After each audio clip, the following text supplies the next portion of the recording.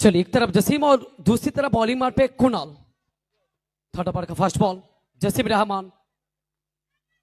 चलिए, first ball Jasim Rahman, तूने मारी एंट्री यार, दिल में बची घंटी यार। सामने कुणाल। चलिए, वाइड यॉर्कर, उसी के साथ रिवर्स लगाते हो जीवन झिंगा लाला। क्या खतरा बनेगा नेक्स्ट बॉल में? उसी के साथ चौका मिल सकता है।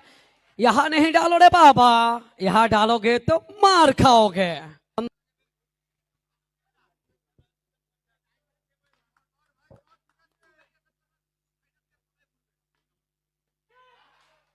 उसके साथ जोरदार अपील आया है, जोरदार अपील और रिव्यू।